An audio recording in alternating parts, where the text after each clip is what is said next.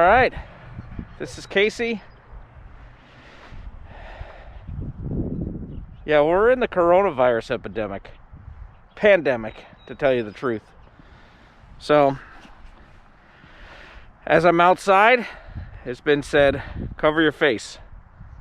So, it's not actually why I'm doing this. I was just outside and went for a long walk, and it's a little chilly today. That's what happens before it gets to be summertime. Yesterday was 65, today's like 40. It is what it is. I'll start with who I was. So, growing up, grew up in Nebraska. Lived some other places, but that's primarily where I'm from. I'm from Omaha. So by the time I was 18, I was in with the wrong crowd. So I had some really good friends, some friends with some really good people. But the people that I was really hanging with had an agenda.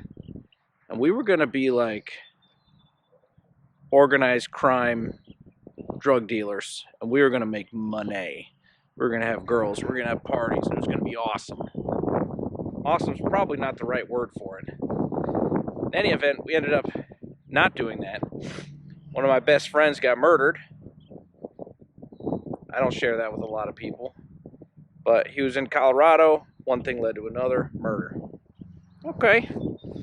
So at that point, I start thinking, this idea of like becoming some sort of, I don't want to say mob boss because I didn't want to be like violent, but I certainly wanted all the money and all the girls and all the partying.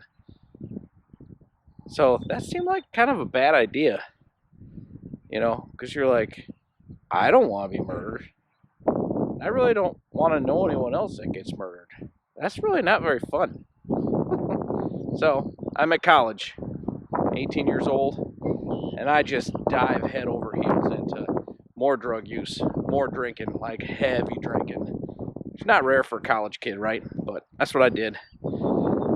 So I get kicked out of college. They were like, we love you, but it would be better if you didn't go here. They're probably smart of them, to be honest with you. So back at home, working at McDonald's, I'm out of that game now. Still doing a lot of drugs, still drinking a lot, but I have no plans on organized crime and selling drugs anymore. I just don't want to be that guy.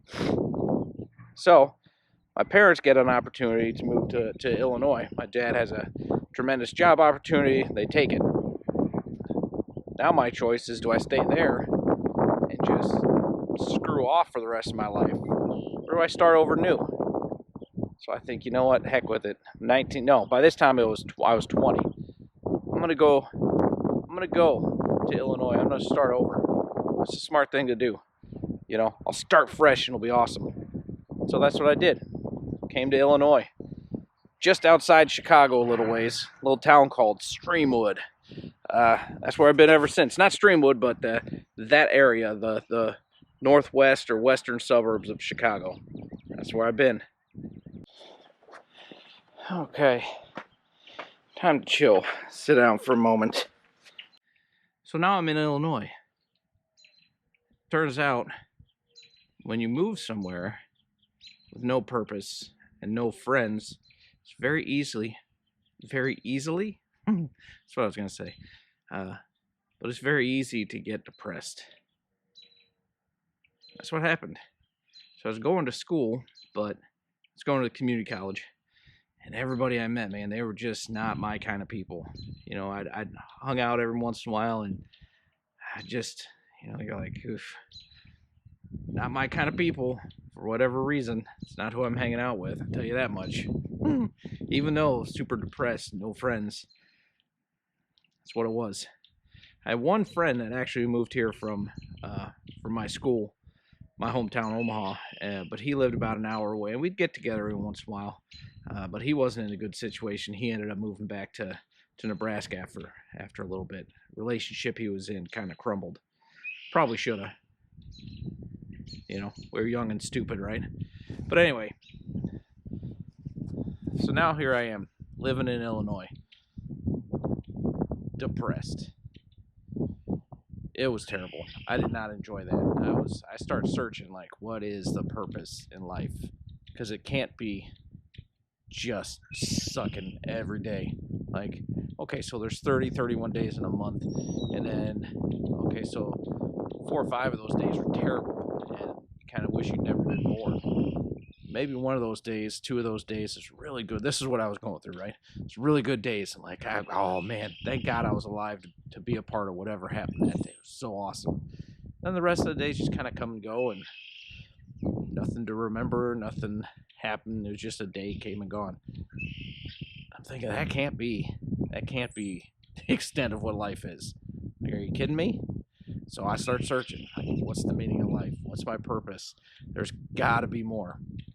I think at least I was in my head and searching, not just like hung up and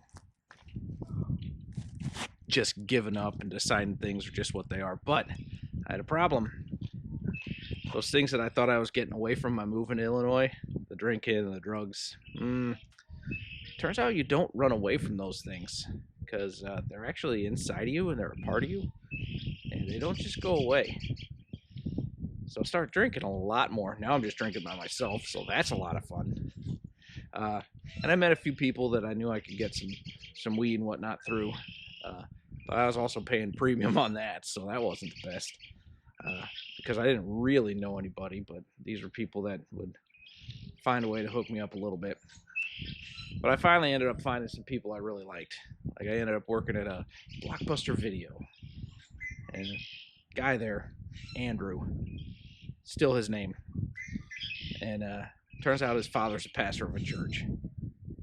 Okay, interesting. So he doesn't hang out with me. We don't go drinking or smoking weed together, because he doesn't do that. It's the weirdest thing. But he's got a couple of brothers. And man, they did like doing that. And they were smart guys. Like, I really started hanging out with them. And I really enjoy their company. Like, I like people that I can have, meaningful conversation with. What's the meaning of life and whatever. Like, it wasn't just superficial stuff. So we started hanging out all the time. And now I start buying some weight when it came to my drugs, because now I can supply some people, and now my drug use is basically free, because I'm buying enough that I can sell enough that covers my next buy. So I don't want to be a huge time, big time drug dealer anymore. Like, that's not a dream of mine. But I do want to do drugs. I do want to do them for free. So I figured, this is perfect. Like, I finally have friends. I'm not paying for my drugs. Oh man, still drinking a ton. This is the life. But I would still sit in my bed at night, or early in the morning, or whatever time it would be. When you're alone and you're thinking, and you're going through what you've done, what you're gonna do, and you have regrets. Man, if only I'd done such and such. You worry about the things you didn't do, or the things that you should have done, or the things that you did that you shouldn't have. Well, you know what I mean. And I still didn't have any answers. I was still basically lost. Nothing that I searched out, nothing through alien abductions or whatever. I went down so many different rabbit holes, and I never found anything. I read some interesting stuff, whatever, but nothing that like gripped me. It made me think, oh my God, the truth. It's just, so I knew I was still searching, and that would keep me up at night, because you still have this thought of what is the purpose of life. I'm at least out of my depression, but I still don't have purpose. So it's really not that great still. Yeah. Okay, so now I've got friends, but I'm still looking for something. So, spring of my 22nd year of life, so May something or other, just before Mother's Day, I'm taking a class at school comparative religions. And one of the assignments we have is go to a class. Now, excuse me, go to a religious thing and write a paper about it. So the only stipulation was, look, if you grew up going to St. Mary Mother, Catholic, whatever, don't go to church again on Sunday and write your paper about that. Go somewhere different. Go to a Buddhist temple or a Hindu temple or a whatever.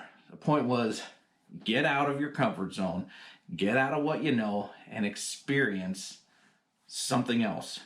Comparative religion. That was the class. So this guy Andrew and his brother said, I'd been hanging out with a bunch. Their dad's a pastor of this church, and I knew they had like a set of drums, and they had people that played guitar during their choir time. I'd never seen anything like that. Well, in movies, TV, where people would raise their hands and say amen and hallelujah. Weird. But I figured, you know what? This is not a bad way to get my assignment done. At least I'll know somebody there. I'll have somebody to sit next to. So, cool. I'll go there. Now, it happened the night that I decided to go. I think it was like a Thursday night, because they do church in the middle of the week. Wednesday night, maybe. Weird, right? Like, who does that? It might have been a morning. I don't remember for sure. No, it was a Sunday. It was a Sunday morning. And they happened to be doing a conference. They called the conference Wind and Fire. And they had two preachers there. Of course, I didn't know who they were. Never heard of them. It was a Dr. Roy Hicks and a Dr. George Evans, along with the pastor, Pastor Ed Weiss. Well, later on I find out that Dr. Roy Hicks, Dr. George Evans, pretty remarkable people when it comes to like the kingdom of God and the church of this day. So the fact that like my first service, I got to have these two guys speak right at me, I didn't understand the privilege that I had. But anyway, that's not what it's about. So this old guy, 80 whatever years old, Dr. Hicks gets up there and he's doing his service and he's hitting me. Like, I think probably he knows us. Obviously, my friends have told him every intimate detail about my personal thoughts that I have when I'm laying in bed at night, and I've never shared with anybody. Somehow they clued into what these problems were that I was having, these doubts and these fears and these questions that I had that I was looking for answers on. They knew what these questions were, somehow. And they told this old guy, because that's what they would talk about. Like, he would come and visit, and they'd be like, hey, this random guy, we're going to share every detail of his life with you. Yeah, so obviously that didn't happen, and yet he was hitting me. The questions that I had about life, about my future, about purpose, he answered them. And it was ridiculous. Like, I was like shaking. Because how does this work? And he's like, this is, and I think he's talking directly to me, but there's a whole congregation there, right? He's just preaching. And he said, this is how God works.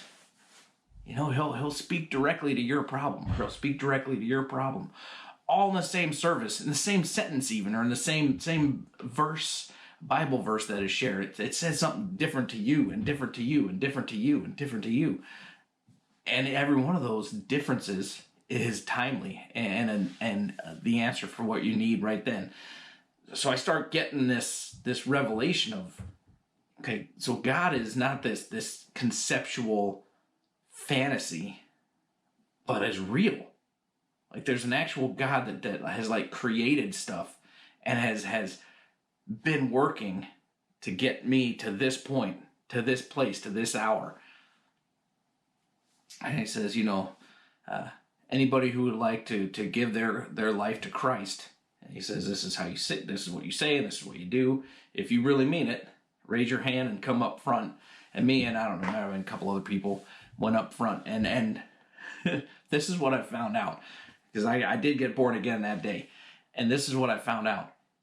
When you get born again, the thing that changes inside of you is going to be so amazing and something that you can't deny in and of yourself. That's the proof that it's real. So it wasn't that moment. Like I didn't burst into sweat and like my hair stood on end and lightning shot out of my fingertips. There's nothing weird, right? I just did it and it was what it was. But over the next bunch of days, the way my mind changed, I wasn't brainwashed in terms of like somebody who had to pin me down and put all these thoughts in my head. No. My brain was washed in terms of cleansed in an instant. Like that was the part that amazed me. Is I literally at that moment changed it so drastically that it had to be a supernatural thing. And I tried to change numerous times before. Nothing. Still drugs, drinking, women, you name it. But this time was different. My whole mind changed. My addictions didn't necessarily leave me immediately. I still had to fight through some of that stuff. But my mind, I finally had peace. I finally had direction, and I finally had the thing I was looking for, truth. So that was my salvation. I was 22. I'm 43 now, so it's been a couple of summers since then. One thing I've never done, given up, gone back, decided this wasn't for me. This wasn't it was a decision, right? But it wasn't like I decided I was going to eat broccoli and I didn't like it. Now I'm never eating broccoli again. Now this decision altered me so profoundly that my forever changed. And that's what salvation does. That's what God does. He comes in and he alters you. And you should never go back to what you were. You can, like some people do that.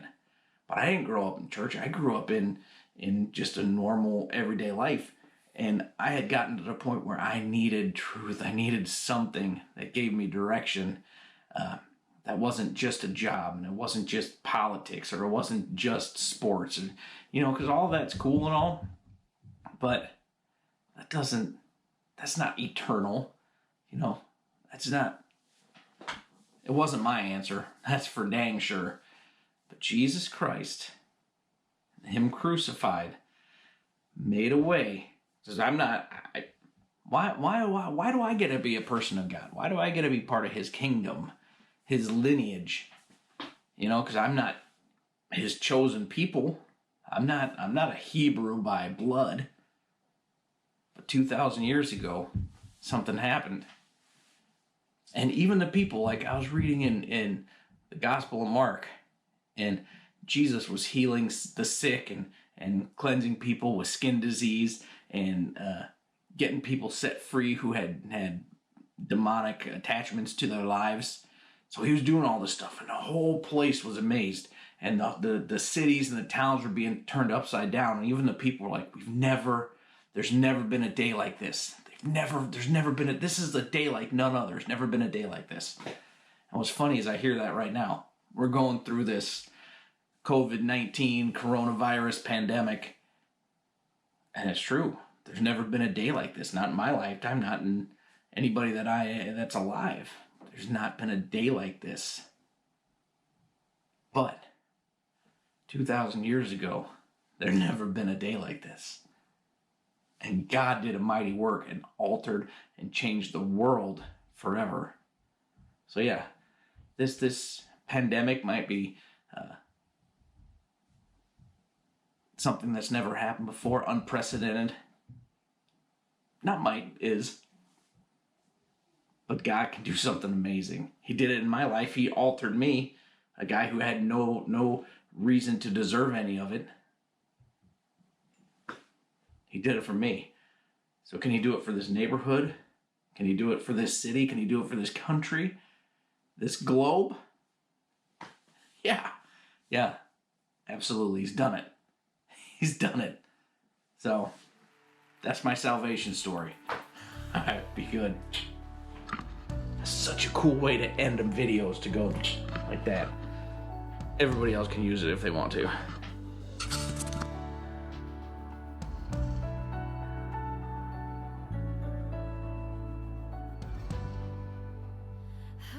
to you.